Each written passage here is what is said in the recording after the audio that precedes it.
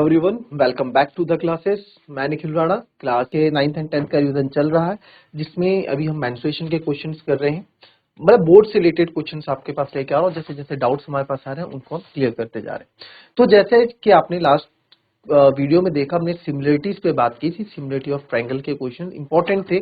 दोनों क्वेश्चन मैंने आपको बताया, ठीक है। एक क्वेश्चन में थोड़ा एडिट करके हमने कोशिश की थी क्वेश्चन को करने की, एडिट किया था, फिर उस क्वेश्चन को किया था, फिर दूसरा क्वेश्चन हमने एक और किया था।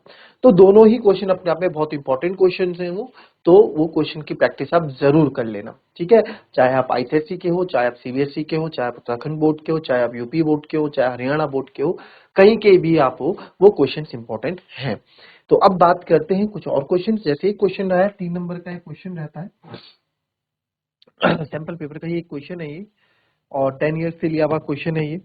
अब आप यहाँ देखें, काफी टाइम बच्चे क्या करते हैं, घबरा जाते हैं कि सर ये किस तरीके का क्वेश्चन, या किस तरीके से इस क्वेश्चन को हम करेंगे, किस तरीके से इस क्वेश्चन को हम करेंगे। तो कुछ भी यहाँ पे ऐसा नहीं है कि आप इसको ना कर पाओ। देखो, एक ब्राउशे है, क्वेश्चन पढ़ेंगे ध्यान से। एक ब्राउशे है, is made with silver wire in the form of a circle with diameter 35 mm।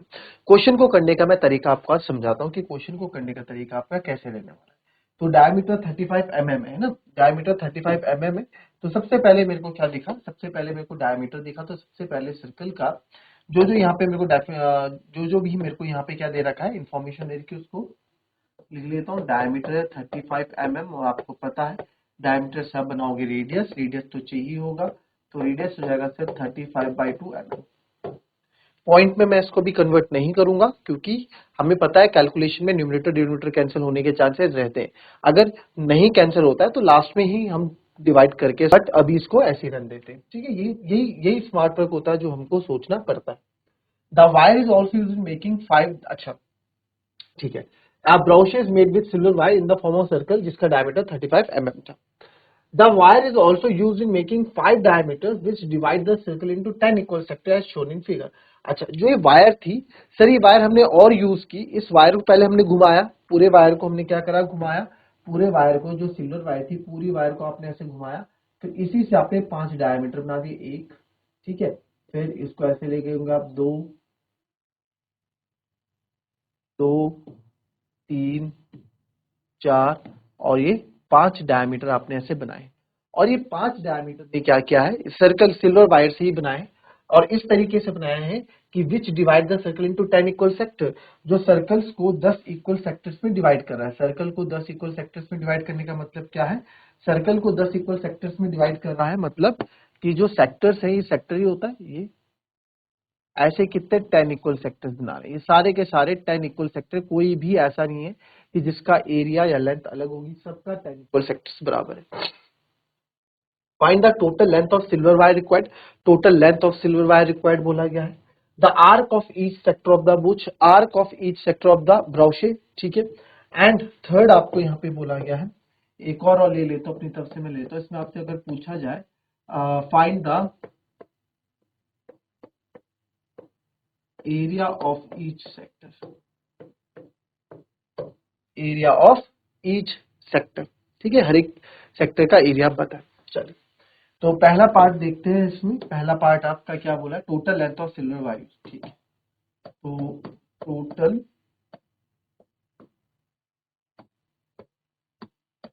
Length of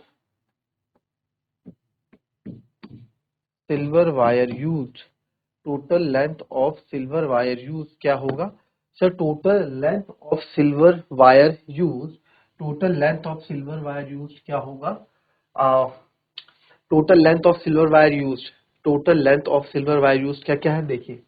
एक तो सर सिल्वर वायर पूरा, इसमें सरकमफेरेंस ऑफ सर्कल या सरकमफेरेंस ऑफ ब्राउशी, ब्राउशी भी आप लिख सकते हैं, ठीक है।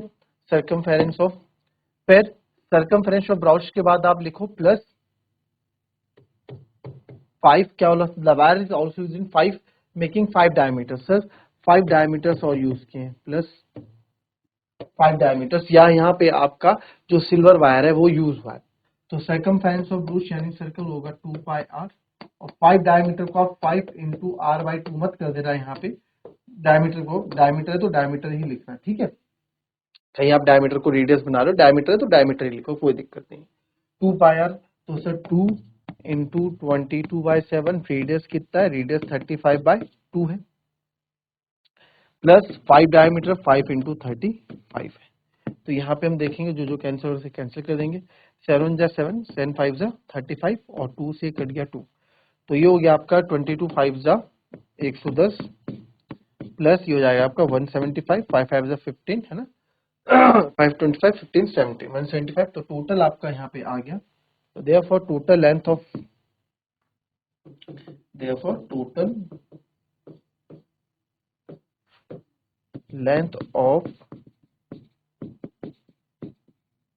सिल्वर वायर यूज हो जाएगा 285 मिलीमीटर स्क्वायर। होगा? नहीं होगा। क्यों? क्योंकि आपसे एरिया नहीं पूछा, लेंथ पूछिए, तो लेंथ की यूनिट 285 मिलीमीटर होगी। आई बात समझ में? क्लियर है? कॉपी कर लेंगे, फर्स्ट पार्ट देख लेंगे, ठीक है। फिर बोला गया the arc of each sector, ठीक है, क्या बोला गया, आर्क ऑफ ईच सेक्टर। आइए, तो आर्क ऑफ ईच सेक्टर यहाँ पे बोला गया है, आर्क ऑफ ईच सेक्टर। तो सर आर्क ऑफ ईच, अब आर्क क्या होती है, आर्क यानी कि हर एक सेक्टर, जैसे सेक्टर है तो इसकी आर्क कितनी है, ठीक है, इसकी आर्क कितनी, ये आपसे पूछिए, ठीक है, ये आपसे यहाँ पे पूछिए आर्क, आपसे आर्क कौन सी भी, यानी कि ये सेक्टर है ना, तो इस सेक्टर की, सेक्टर कौन है, अगर मैं आपसे बात करूं तो यहाँ पे ये सेक्टर है पूरा, ये ये पूरा एक सेक्टर है, ये ब्लू मैंने क्या, एरिया ऑफ सेक्टर पूरा एक सेक्टर है, सेक्टर रेडियस से बनता है। तो आपसे पूछी गई इसकी आर्क, यानी आर्क यानी कि ये पिंक वाला, ये आपसे आर्क पूछी गई कि इसकी लेंथ कितनी होगी, ठीक है, आर्क ऑफ ईच सेक्टर। तो आइए इसको देखेंगे, तो इजी है, ये भी कोई बड़ी बात नहीं है। तो आप लिखेंगे सेकंड पार्ट के लिए, बिकॉज, ठीक है, द जो वायर है, बिकॉज जो हमारी वायर है इस पे किस में, 10 इक्वल सेक्टर्स में डिवाइड किया है, because the wire divides the circle in 10 equal parts, 10 equal parts में सर्कल को डिवाइड किया है, 10 इक्वल पार्ट्स में सर्कल को डिवाइड किया है, ठीक है सर, 10 इक्वल पार्ट्स में डिवाइड किया है सर्कल को, यानी कि ये 1 2 3 4 5 6 7 8 9 और 10, तो 10 इक्वल पार्ट में सर्कल को डिवाइड किया। अब हमें, आपको पता है यहाँ पे सेक्टर का वर्ड आ गया, तो सेक्टर के लिए आपका फॉर्मूला पता है, एरिया ऑफ सेक्टर क्या होता है, θ/360 इंटू पाई आर स्क्वायर, और θ/360 इंटू 2 पाई आर होता है लेंथ ऑफ आर्क का फॉर्मूला। तो थीटा क्या होता है यहाँ पे, थीटा क्या होता है, एंगल ऑफ सेक्टर, उस सेक्टर का एंगल, तो थीटा भी मुझे निकालना पड़ेगा। तो देयरफॉर ये ऐसा है, तो therefore angle of sector theta, यानी कि एंगल ऑफ सेक्टर थीटा, तो therefore angle of sector for each is, क्योंकि टोटल कितना होता है, टोटल कंप्लीट एंगल 360 होता है, और सब 10 पार्ट में डिवाइड है, इक्वल पार्ट में, तो 10 से डिवाइड कर दूंगा तो 36 डिग्री यहाँ पे आ जाएगा, 36 डिग्री यहाँ पे आ जाएगा, ठीक है। तो now arc of each sector, तो now arc of length of arc of each sector कितना हो जाएगा सर, मैं लूंगा θ/360, θ/360 इंटू आर्क की बात है, यानी सर्कमफेरेंस की बात है, ये आर्क जो है एक तरह से देखा जाए, जो सर्कमफेरेंस है, सर्कमफेरेंस भी क्या होती है, एक तरह की आर्क ही तो है, सर्कमफ्रेंस भी क्या है, एक तरह की आर्क ही है। तो यहां से आप बस, आपसे पूरी सर्कमफ्रेंस या पूरी आर्क ना पूछ के उसने बोला किसी भी एक सेक्टर की, केवल एक इंडिविजुअल सेक्टर की आप आर्क बता दो, ईच सेक्टर की, ईच वर्ड यूज किया है, ईच सेक्टर की आपकी आर्क बता दो, ईच मतलब किसी एक की निकाल दो, सबकी वही होगी, है ना, 10 इक्वल पार्ट्स में। तो θ/360, तो थीटा यानी कि अगर मैं कोई सा भी सेक्टर यहाँ पे यूज कर रहा हूँ, अगर मैं फॉर एग्जाम्पल इसकी निकाल रहा हूँ, तो इसका थीटा भी मेरे को चाहिए होगा, तो थीटा कितना है, हर एक सेक्टर का थीटा 36 डिग्री है, तो बस वो समझ जाएगा कि 36 डिग्री, जितना 36 डिग्री जितना फैलावट है, जितनी ये फैलावट है ना, ये कितनी है, 36 डिग्री, तो इस 36 डिग्री के अंदर जितनी भी आर्क आ रही है उसकी लेंथ निकाल के आपको बता देगा, 36 डिग्री फैलावट के अंदर जितनी भी लेंथ ऑफ आर्क आ रही है वो आपको यहाँ पे बता देगा। तो थीटा कितना है sir, 36/360 into 2 into 22/7 into R था आपका 35/2। तो आपको जो जो चीजें कैंसिल हो रही है आप कैंसिल कर देंगे यहाँ पे, ये 10 टाइम कैंसिल हो गया, ठीक है। 7 5 जा 35 हो गया, 5 2 जा होता है 10, ये पूरा का पूरा कैंसिल हो गया, और 2 से कट गया 11 टाइम, 2 11 जा 122। तो देयरफॉर ईच सेक्टर का जो आपका यहाँ पे आ गया length of, therefore arc of each sector, the length of arc of each sector 11 millimetre आ गया, 11 मिलीमीटर आर्क, ठीक है। तो आप ऐसे कर सकते हैं, यानी हर एक लेंथ की आर्क कितनी 11, ऐसे कितने 10 है, 2 3 4 सबकी 10 की 10 होंगी। अब हमें तो इतना पूछा, हमें तो ईच पूछा है, तो ईच आप यहीं पे छोड़ देंगे। अच्छा आप देखो इसका ना आंसर में एक चीज और दिखाता हूँ, आप चेक कैसे करना। ऐसे 11 है, ये 11 है, ये 11 होगा, ये ऐसे कितने 11 इंटू 10, यानी कि कितना हो गया 110 मिलीमीटर। और अगर मैं डायरेक्ट सर्कमफेरेंस निकालूं, सर्कमफेरेंस भी क्या होगा, इन सब का सम, यानी लेंथ होगा इस आर्क का लेंथ, तो कितना होता है 2 पाई आर होता है। चेक कर लो आंसर सही है कि नहीं, 222/7 इंटू 35/2। तो आप देखोगे 7 5 जा 35, 2 से मैंने 2 काट दिया, 22 5 जा 110। तो दैट मीन्स यस, हमारा आंसर बिल्कुल अभी सही है, ठीक है, हम सही कर रहे हैं।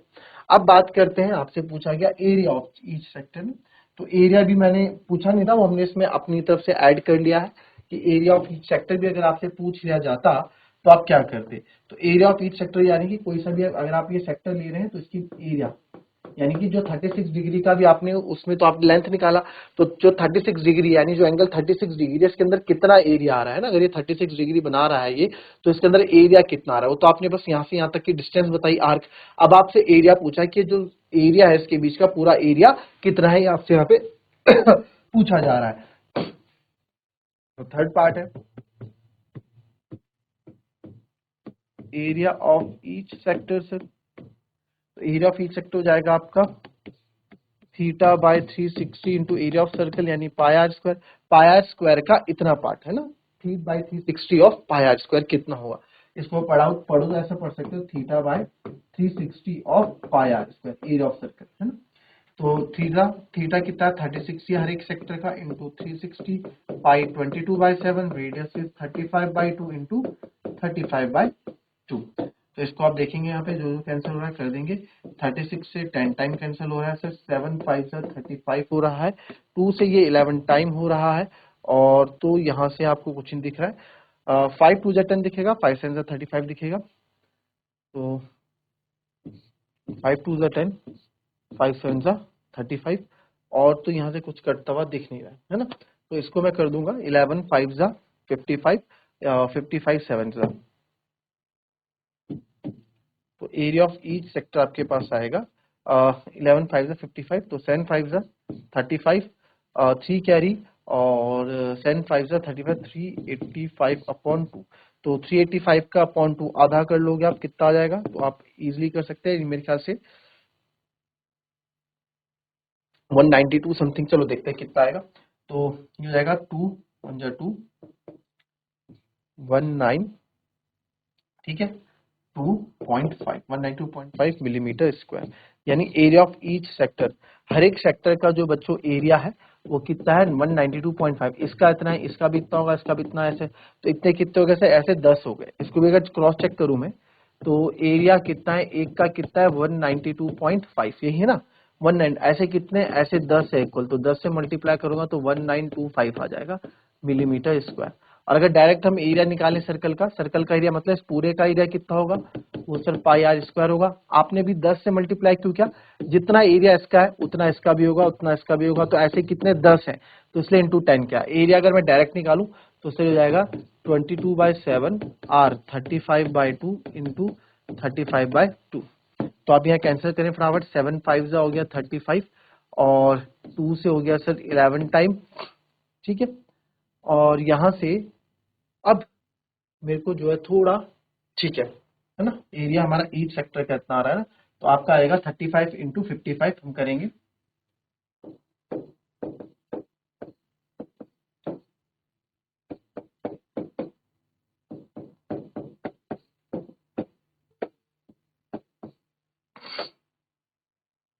वन 1925 आ रहा है, और जो यहाँ पे आपका थीटा बाय 360, ओके मैंने यहाँ गलती कर दी है, 2 2 जा 4 था, ये 2 का तो ध्यान ही नहीं दिया ना हमने, 4 टाइम डिवाइड करना था, तो ही गलत आ रहा है, अदरवाइज नहीं आता है गलत, तो जाता है 4 9 36 है ना, 4 9 36, 2 कैरी 4 6 24 1 4 2 966.25 मीटर स्क्वायर, तो ये आएगा, तो यहाँ पे जो हो जाएगा वही बोलूं, देखो कितना हमने क्रॉस चेक किया, आपका आंसर तो गलती समझ में आई ना, क्योंकि नीचे का 2 हम भूल गए थे डिवाइड करना, कई बार ये सिली मिस्टेक्स हो जाती हैं, आपने हमारा ये वाला 2 स्किप हो गया था, तो ऐसी सिली मिस्टेक से हो जाती है कभी कभार, तो इस चीज का आप ध्यान रखेंगे, तो दैट्स वाई हमने क्या किया यहाँ पे, इसको कर देंगे आप, इसे हमने क्रॉस चेक किया कि आंसर सही आएगा नहीं आएगा, और हमारा आंसर यहाँ पकड़ा गया कि हमारा आंसर गलत है, तो एरिया ऑफ ईच सेक्टर था 96.25 इंटू 10 मैं करूंगा तो आएगा 962.5, कितना आएगा 962.5 आपका मिलीमीटर स्क्वायर आ जाएगा पूरे एरिया का सर्कल, अगर हम इंटू 10 करते हैं। और वैसे अगर मैं एरिया ऑफ सर्कल निकालूं तो यहाँ आ रहा था 11 5 55 या 1925 आ रहा था, है ना, इसको आप डिवाइड बाय 2 करोगे क्योंकि इसके नीचे तो 2 ही है, 1925 डिवाइडेड बाय 2, तो आप इसको जब करोगे तो 1925 डिवाइडेड बाय 2 करोगे तो 2 9 18, 2 6 12, और फिर 2 2 4 और 0.25 962.5 तो 962.5 सेम है। ये इतना लंबा इसलिए गया क्वेश्चन क्योंकि मैंने इसमें क्रॉस चेक किया, और आपको भी क्रॉस चेक करना चाहिए एग्जाम में, जब आप एग्जाम में बैठते हो कि आपके पास अगर ऑप्शन है किसी चीज को क्रॉस चेक करने का तो क्रॉस चेक कर लिया कीजिए, ठीक है। तो ये हमारा आंसर है, इसको आप कॉपी कर लेंगे, तीनों पार्ट, 2 पार्ट वैसे इस क्वेश्चन में थे बट तीसरा पार्ट ऐड किया क्योंकि आपसे ये भी पूछ सकते हैं कि आर्क ऑफ ईच सेक्टर की जगह आपसे पूछ सकते हैं कि area of each sector of the brooch, ठीक है, कॉपी कर लेंगे। फिर हम बात करते हैं अपने नेक्स्ट क्वेश्चन की, चलिए।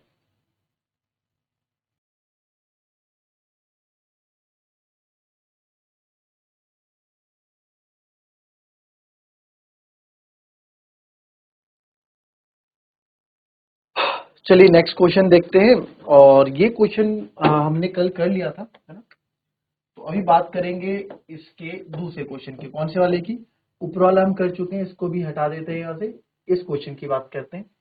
इन फिगर आपको दिख रहा है ABCD is right angle at C, ठीक है, and DE is perpendicular to AB, DE क्या है आपके एबी में परपेंडिकुलर है, तो डीई आप देखेंगे क्या है, डीई दिस इज डीई, ये D A perpendicular to AB, prove that triangle ABC is similar to triangle ADE and hence find the length of AE and DE, AE और DE का है, डीई डीई की आपको length भी find करनी है, एई और डीई की। मेरे पास क्या क्या गिवन है, पहले उन गिवंस को मैं यहाँ पे लिख देता हूँ। एबीसी राइट एंगल एट सी है, डीई परपेंडिकुलर टू एबी है, तो गिवन एंगल सी आपका 90 डिग्री है, जिसमें एबीसी क्या है आपका, ABC right angle triangle, ABC is right angle triangle and DE perpendicular to AB है, और प्रूव करना ये, ठीक है। तो यार देखो AE और DE मुझे निकालने हैं, AE और DE की लेंथ मेरे को यहाँ पे निकालनी है। अब जो बच्चा इस क्वेश्चन को, इन क्वेश्चंस को पहले कर चुका होगा उसे पता है पहले क्या करना है, जिन्होंने नहीं किया होगा वो सिमिलर जो आपको तरीका सिखाया आप उसी में आगे करते रहोगे, कोई बात नहीं, करिए। हम ऐसे अप्रोच करते हैं, इस तरह से अप्रोच करते हैं कि क्वेश्चन बच्चे को बस सिमिलरिटीज पूरी आती है, सिमिलरिटी अच्छे से आता है, ठीक है। आपको ऐसा नहीं कि सिमिलरिटी में ऐसा नहीं कि आपको कुछ नहीं आता, आपको आता है बट आप क्वेश्चन शुरू कर रहे हैं, ठीक है। तो आइए देखिए कैसे कैसे कैसे इसमें फंसते हैं बच्चे, आइए देखेंगे, वो भी आपको बताऊंगा। तो इसमें पहला पार्ट क्या था, ट्राइंगल, तो in triangle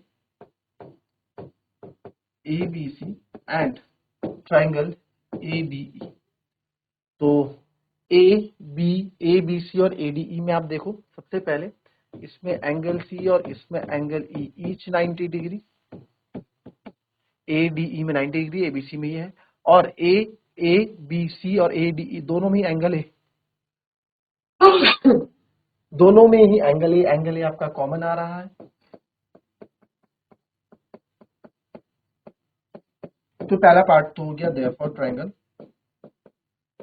ABC is similar to triangle ADE, ठीक है, बाय सिमिलर है तो सिमिलर में चलिए एक साइन आएगा, बाय एंगल एंगल सिमिलैरिटी।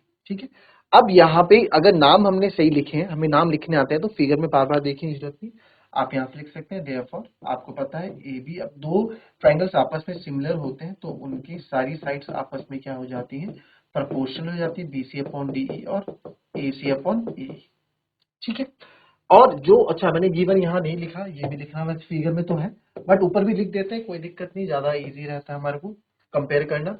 यहाँ पे ए डी आपको दे रखा है, ए डी कितना है 3 सेंटीमीटर, और सर डी सी है आपका 2 सेंटीमीटर, और पूरा ए सी 3 और 2 5 हो जाएगा, ए सी हो जाएगा 5 सेंटीमीटर। ठीक है, और आप देखोगे यहाँ से बी सी कितना हो जाएगा सर 12 सेंटीमीटर, बीसी कितना हो जाएगा 12 सेंटीमीटर हो जाएगा। क्लियर? तो अब यहाँ देखो A B upon A D, मेरे को जो चाहिए, मेरे को चाहिए ए ई और डी ई। ए ई कहाँ है, ए ई ये रहा, और डी ई ये रहा। तो सर एक बार A B upon A D और B C upon D E को कंपेयर करते हैं, यहाँ से मेरा डी ई आ जाएगा। ठीक है, तो आइए चलिए फटाफट करते हैं। क्या मेरे पास ए बी है? नो, मेरे पास ए बी नहीं है, मेरे पास ए डी है। यस, मेरे पास ए डी है।